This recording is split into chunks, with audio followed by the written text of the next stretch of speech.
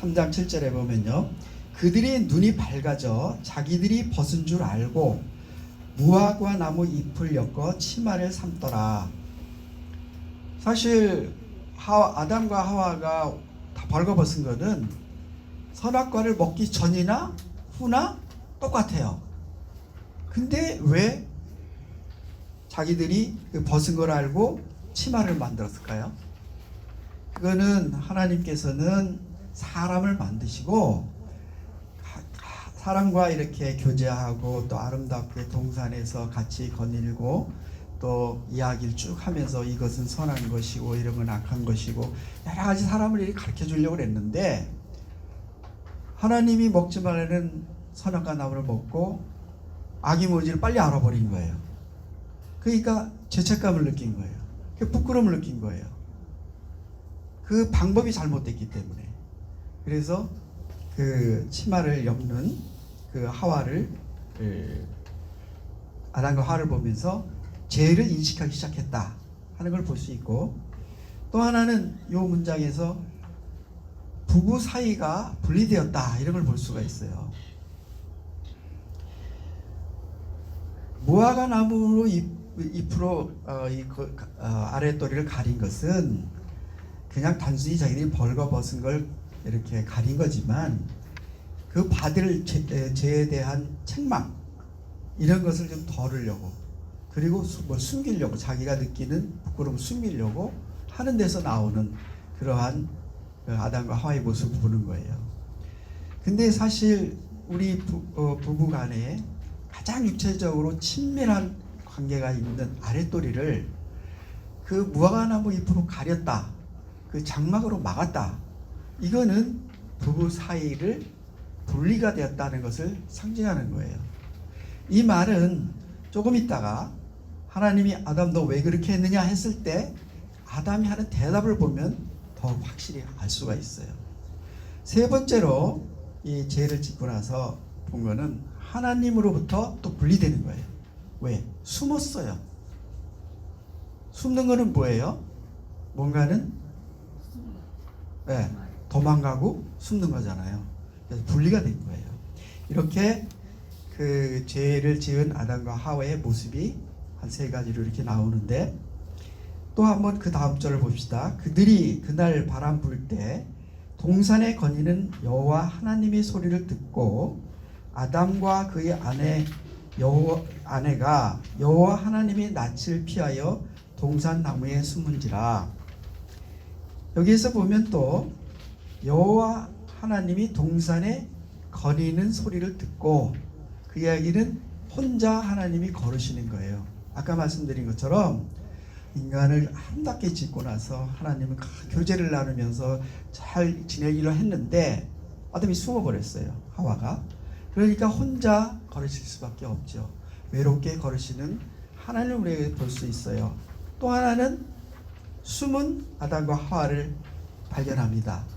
보면 뱀한테 속았어요. 자기는 속았으면서도 자기들은 하나님을 또 속일 것 같은, 그래서 숨은 거예요. 그러니까 인간은 맨날 속으면서도 남을 속이려고 그래요. 이게 죄성입니다. 그런데 하나님이 어떻게 오셨어요? 먼저 찾아오셨어요. 자기가 잘못했으면 하나님이 쫓아가서 잘못했습니다 이러는 게 아니고 숨어버렸는데 하나님이 찾아오셨어요.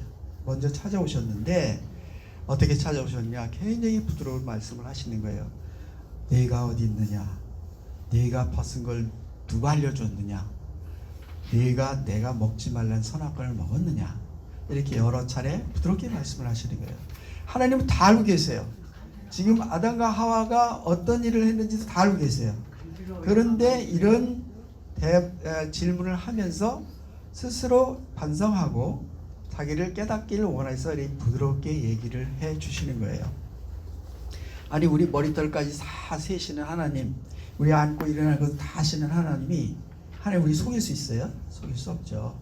근데 아담과 하와는 그렇게 했어요. 그랬더니 왜 이랬느냐, 어디 있느냐 이랬더니 아담하고 하와가 대답을 하는데 어떻게 하는지 아시겠어요? 아담이 가로되 하나님이 주셔서 나와 함께 하신 여자 그가 그 나무 과실을 내게 주므로 내게 먹었나이다. 이게 무슨 뜻이에요? 하나님이 그 여자만 안 줬으면 내가 이거 안 먹어도 되는데 하나님이 주신 그 여자가 그 과일을 나한테 먹게 해서 내가 먹었다. 누구한테 핑계 대는 거예요? 하나님을 지적하는 거예요. 또 하와는 근데 이제 아담이 옛날에는 뭐라 했냐면요, 한때는 하와를 이렇게 하나님이 창조해 주시니까 이는 뼈 중에 뼈요 살 중에 살이다 그렇게 말을 했어요. 정말 너무너무 하나님 주신 것에 대해 감사하고. 그런데 지금 뭐예요? 그 여자라고 얘기해요. 아까 말씀드린 것처럼 부부 사이가 이제 갈라졌어요. 죄를 지으면 부부 사이가 갈라집니다. 그리고 또 하와가 뭐라 그래요? 뱀이 꼬셔서 그랬어요 하고 다시 또 뱀한테 핑계를 대요. 자기가 아까 지난주에 말씀드린 것처럼 보암직도 하고 먹음직도 하고 지혜롭게 할 만큼 탐스럽기도 해서 자기가 먹었는데 제가 꼬셔서 뱀이 꼬셔서 했습니다 라고 뱀을 지적해요. 이게 성경 말씀은 아니지만 우리 보세요.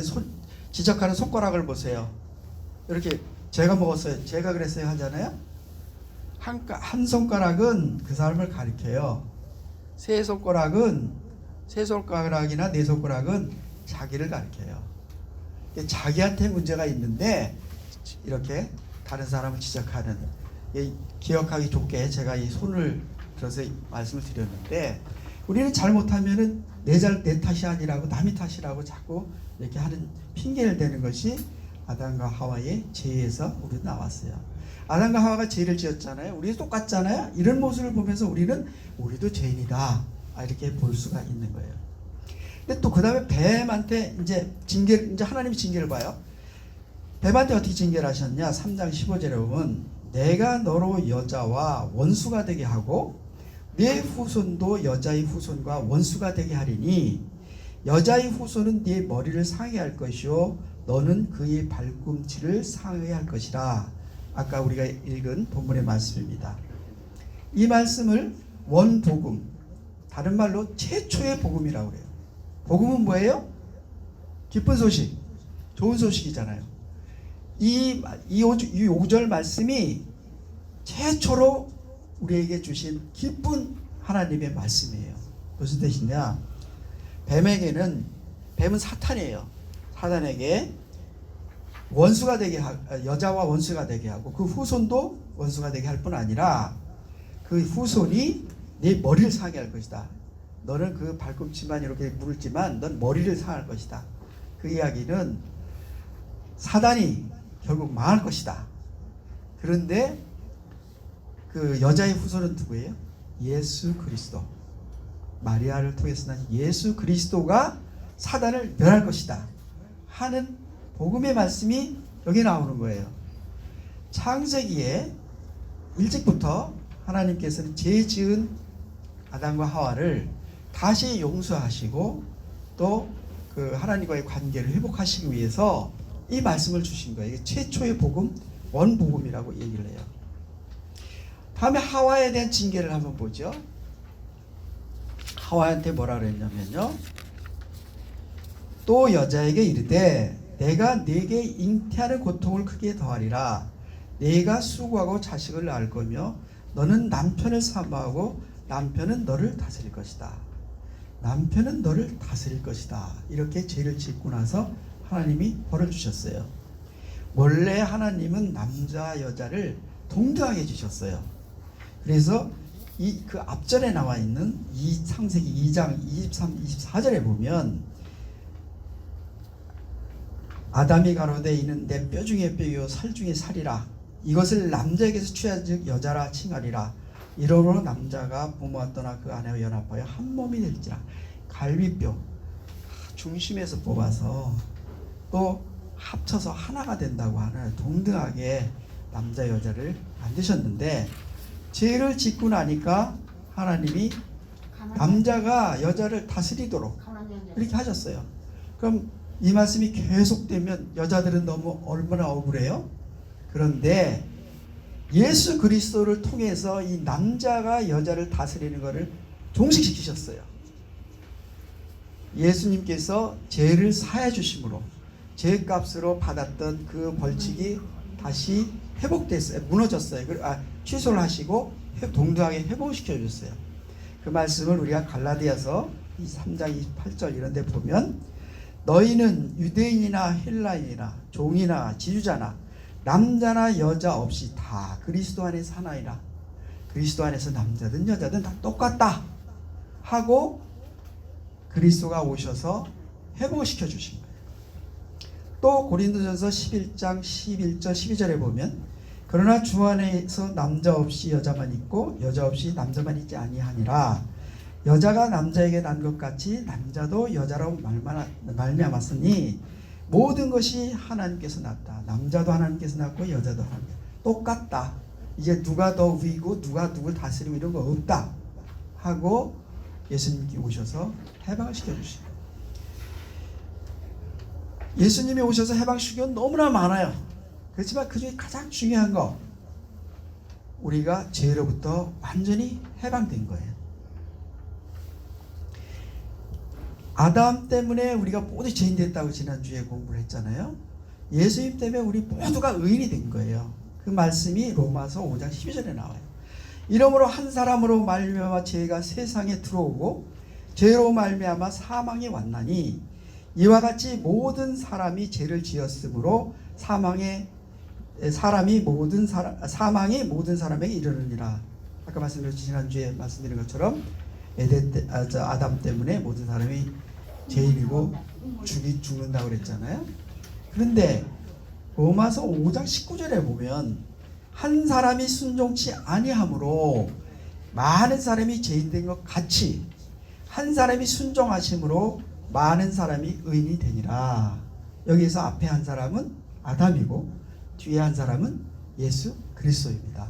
예수 그리스도가 순종하신 것은 겟세마네 동산에서 기도할 때 이 십자가를 앉을 수 있으면 앉게 해주세요. 이러다가 순종하시면서 십자가를 지셨잖아요.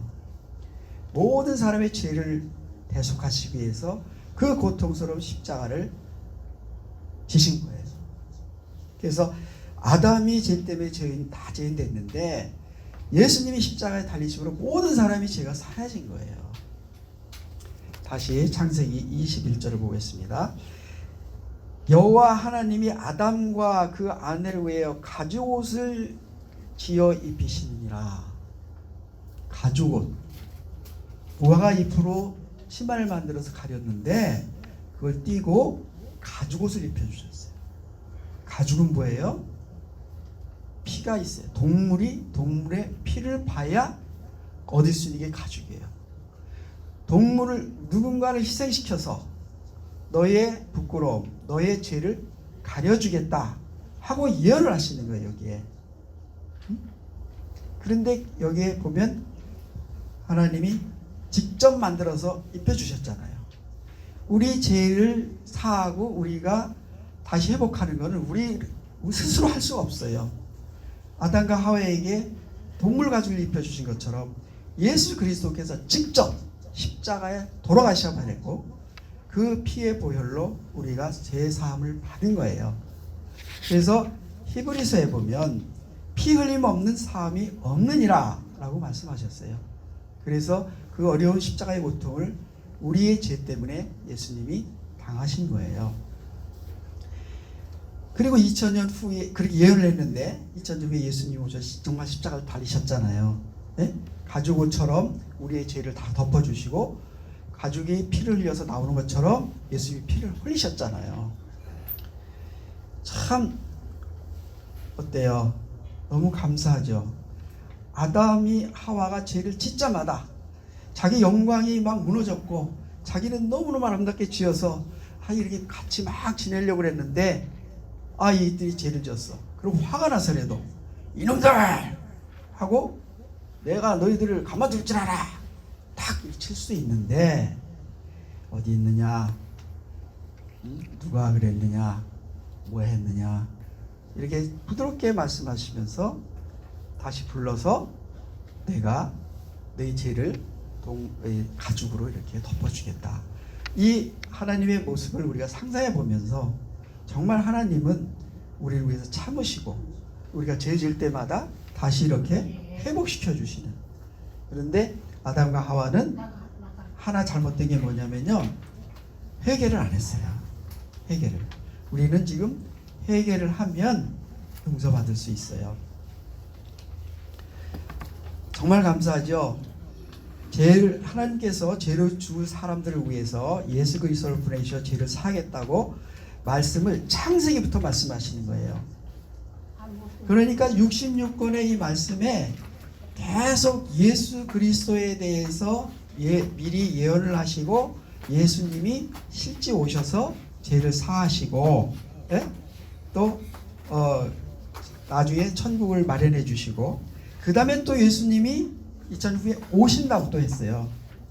언제인지 모르지만 2000년 전에 오셨던 예수님이 다시 오신다.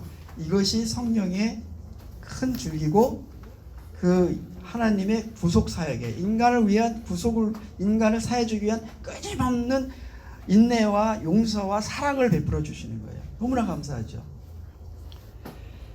그것이 하나님의 사랑입니다. 이제 말씀을 맺겠습니다.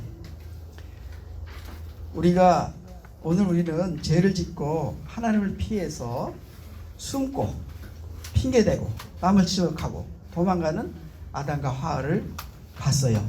그러면서 우리의 모습도 똑같구나. 그러면서 우리도 죄인이구나. 이런 거를 봤어요. 그리고 우리가 하나님을 찾기 전에, 아담과 하와가 하나님을 찾기 전에 하나님 먼저 찾아오셔서 또 온유한 말로 아담과 하와의 죄를 지적하고 징계할 뿐 아니라 다시 핏값으로 용서해 주시겠다는 것을 약속해 주셨어요. 사실 우리가 믿음을 갖는 것도 우리가 하나님을 찾아서 간 게 아니에요. 하나님이 우리의 믿음을 먼저 주시고 마음을 열어주셔서 우리가 다 이 자리에 온 거예요.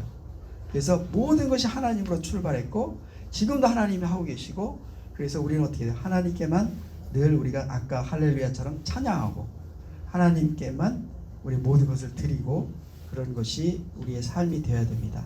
그래서 우리가 결심합시다. 어떻게 하냐? 이제 하나님 혼자 동산을 걷지 않도록 제가 같이 걷겠습니다. 하나님 외롭지 않게 늘 하나님과 동행하는 삶을 살겠습니다. 그러면 하나님이 다 부어주시고 다 얘기해 주시고, 이리로 가면 안 된다, 이건 죄다, 이건 이렇게 해라, 다 해주실 거니까 하나님과 동행을 하겠다 하는 결심도 하시고요. 그리고 또 죄를 지으면 바로 회개하고 숨고 도망가지 말고, 또 우리 죄를 사하시려고 십자가에 달리신 예수 그리스도에게 감사하면서 앞으로 그렇게 살겠습니다. 이렇게 결심하고 실천합시다. 네, 감사합니다. 기도하겠습니다. 다 같이 기도하겠습니다. 하나님 아버지 감사합니다. 죄를 짓고 도망가는 아담과 하와 우리의 모습을 봅니다. 그렇지만 늘 참으시고 인내하시며 가죽옷을 입혀주신 또 하나님을 우리가 기억을 합니다.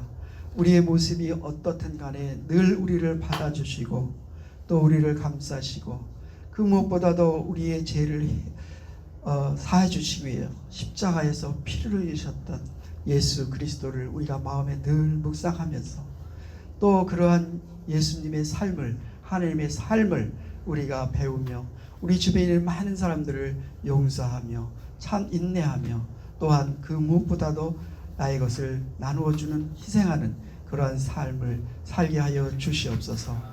우리 한 주간도 주님께서 지켜주셔 이 자리에 이렇게 잘 나왔습니다. 또 다음 한 주간도 주님께서 눈동자 같이 지켜주시고 세상 끝날까지 내가 너와 함께 하리라 하신 그 말씀처럼 우리가 늘 하나님이 우리와 함께 동행하시고 우리를 보호하시고 우리에게 힘주시고 우리를 하나님의 천국으로 인도해 주시기를 간절히 바라고 원하옵나이다. 이 모든 말씀 예수 그리스도 이름으로 간절히 기도드리옵나이다. 아멘.